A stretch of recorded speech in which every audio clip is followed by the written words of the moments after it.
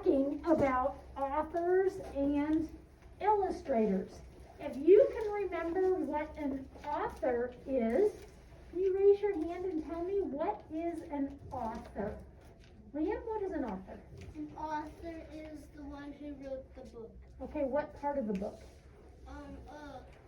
The pictures, No. the words.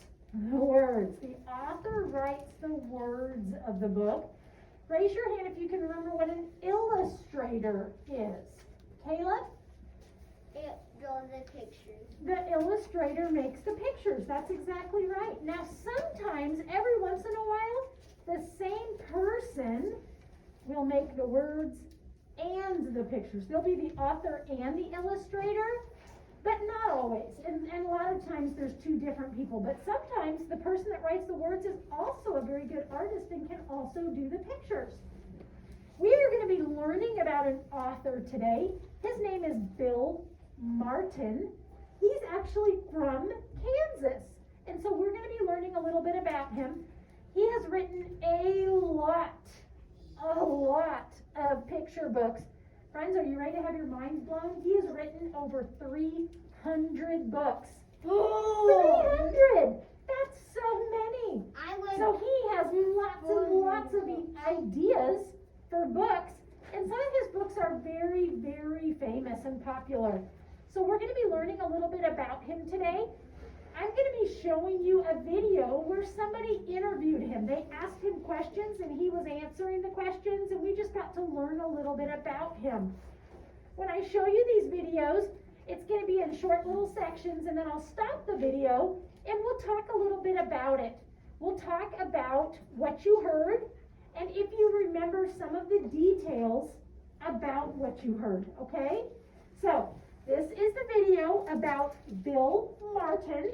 And like I said, listen closely because I'm going to be asking you guys some questions about it.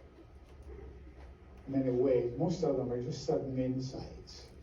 I remember when I wrote Brown Bear, I was riding on a train. I heard, brown bear, what do you say?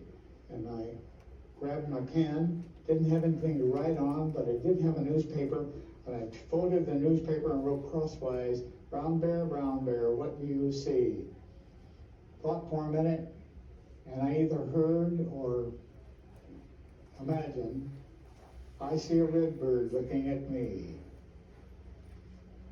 Red bird, what do you see? I see a yellow duck looking at me. The pattern is there, the book was broken, all I had to do was write it out. It was finished in 15 minutes.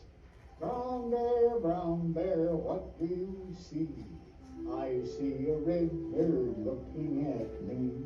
Red bird, what do you see?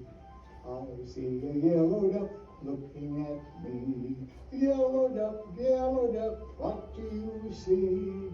I see a blue horse looking at me. Blue horse, what do you see?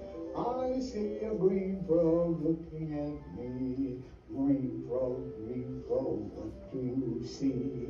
I see a purple cat looking at me. Purple cat, what do you see? I see a white dog looking at me. White dog, what do you see? I see a black sheep looking at me. Black sheep, what do you see? I see a goldfish looking at me. Goldfish, what do you see? I see a teacher looking at me. Teacher, what do you see? I see children looking at me. Children, what do you see? We see a brown bear, a red bird, a yellow duck, a blue horse, a green frog, a purple cat, a white dog, a black sheep, a goldfish, and a teacher looking at us. That's what we see. Okay, so he said that he was just going about his life and idea just came to him. Does anybody remember where he said he was? Where did he say he was when he thought up that book? On a train. He was just on a train. brain. So you can get ideas for writing anywhere. When you're playing outside, when you're on a train, when you're in a car, when you're at home. When you're in the Whenever you library. get an idea, you can write it down just like he did, and then you can be an author also. All right, friends, who remembers what came after Purple Cat? Purple cat, what do you see? I see a Broken up. A black sheep. close. That's what's next after that. Do you remember, Genevieve? I see a dog. A white dog looking at me. Good job. So, that book is very popular. One of his books is Brown Bear. Let's keep listening to the interview with Bill Martin and see what else we learn about him. There isn't any difference at all between stories and songs and poetry. A poem, a song, a story, all has a structure. I don't know whether I told you or not, but I always imagine that someday I'm going to write something and somebody says, that is a great piece of jazz. If anyone had told me that I was going to be a writer of children's books when I was a child, I would have said, you're badly mistaken. I can't even read. I had a professor who one day came to me carrying 6 books, adult novels. And he said, Bill, I want you to read these books. If you're going to be a writer, you've got to be a reader. First of all, I was very excited. Number one, that he cared that much about me as a person. And number two, that he didn't realize I couldn't read. He brought me adult fare. One of the books was Northwest Passage by Kenneth Roberts. And I figured if Mr. Rowan thought enough of me to bring me 6 of his books, if he really wanted me to be a writer, which had never occurred to me, that I would read one book. So I started on Northwest Passage and read week after week after week after week after week. And one night, I was reading still at midnight. I was getting near the end of the book. Maybe it wasn't so much the story that I was trying to ingest. It was the fact that I was about to complete my first book. At 4 o'clock in the morning, I remember, I finished reading the book. I was so overjoyed I couldn't sleep. And was up early, went to school to tell Mr. Rowan that I had read the book. From that time on, reading books became easier. I knew it could be done. I still am a very slow reader, but I'm an avid reader. I'm reading all the time. Okay, so something we learned in this little segment of video was that he got to be a grown-up and he didn't know how to read. So you guys start in kindergarten learning sounds and letters, and then you get to 1st grade and you learn to read a little bit more, and then you get to 2nd and you get a little better, and 3rd grade a little better, and you just keep becoming better readers. Well, he got all the way to college. He was an adult and he did not know how to read.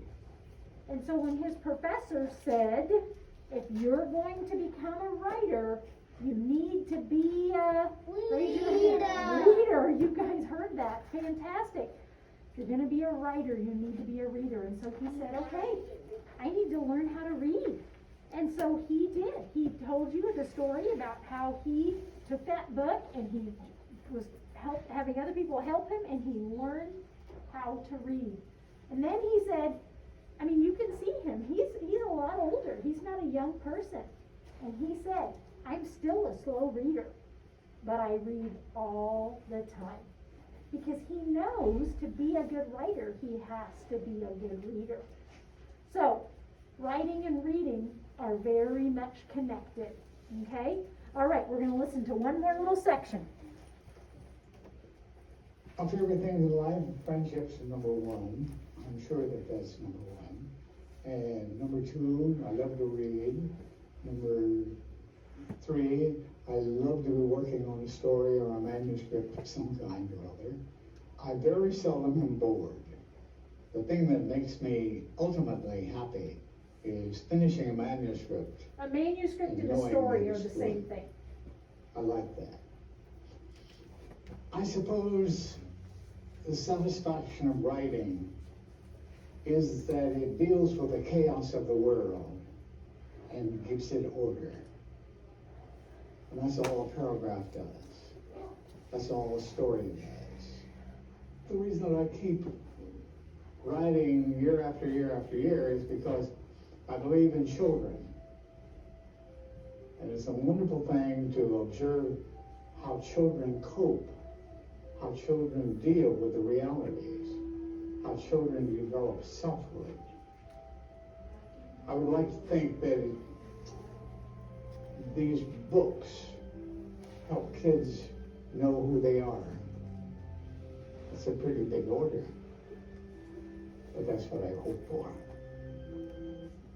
Okay, so he talked about how much he loves children, and that's why he continues writing all of these children books. All right, friends, so I have a big stack of books here, and some of these are, or all of these are books that Bill Martin wrote. Now, we said he wrote over 300, so there's so many, and obviously I don't have 300 on my lap. But we do have other ones of his here. These are just some of them. And I wanted to go over them with you and show you a few of these. So this is that very first one that he was talking about, the brown bear, what do you see? And this was one of his first books, and that became very, very popular. And that was that whole story about how it would see the next animal, and see the next animal, and it would go through that. And this book became so popular, and he wrote some very much like this.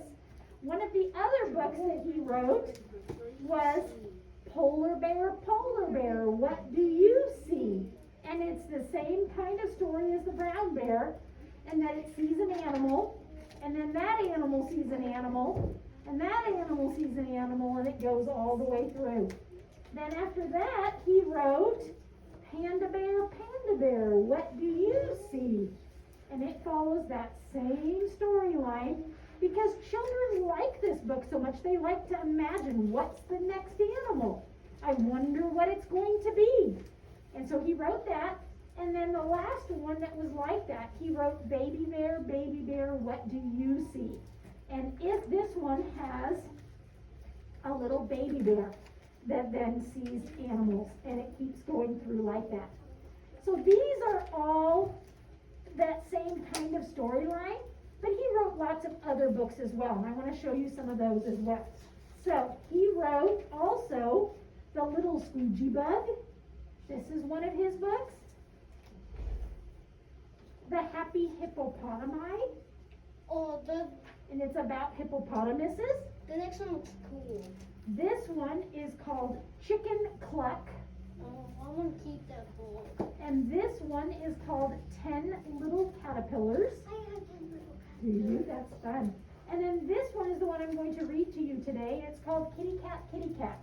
Now because it repeats itself, Oh yeah, it's kind of like the Liam, please at level 0, sweetheart.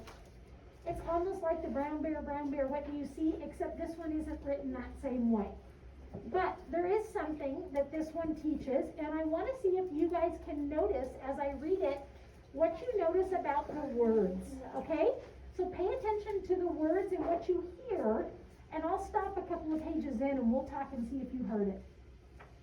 All right, so this is about a little kitty cat that's supposed to be getting up and ready for school and is having a little bit of trouble. Kitty cat, are you waking up? Not yet, mother. I'm a sleepy buttercup. Kitty cat, are you out of bed? Not yet, mother. I'm standing on my head. Have you noticed anything about the words? Raise your hand if you've noticed something about the words. Aaron, did you notice something? They're funny. Okay, it's funny. What else did you notice? They rhyme. There's some rhyming words, yes. You'll notice that on every single page that the mother is asking